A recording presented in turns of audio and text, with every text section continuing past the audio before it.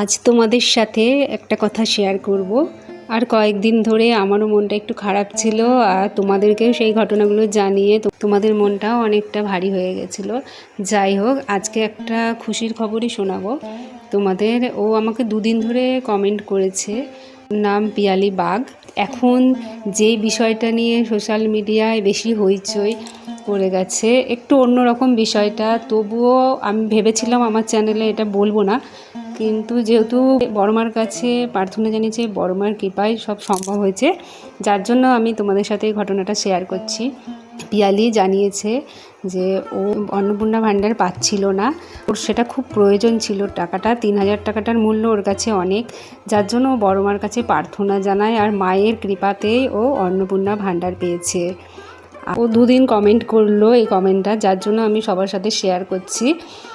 আর আজ দুপুরেও আমার এক খুব কাছের মানুষ, সেও ফোন করে জানায় যে তারও এই কমাস ঢুকেনি, কিন্তু এই মাসে এবার টাকা ঢুকেছে।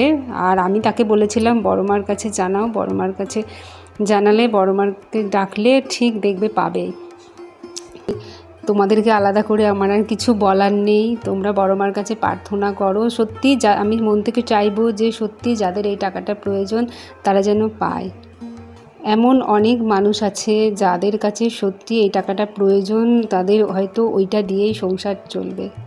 বড়মার কাছে তোমরা একবার প্রার্থনা করো, কারণ বড়মা কখনো কাউকে খালি হাত ফেরায় না। সত্যি যার প্রয়োজন সে পাক, এইটুকুই আমি চাই।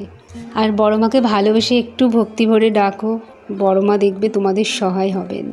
বড়মা সকলের মঙ্গল করুন। জয় বড়মা, জয়।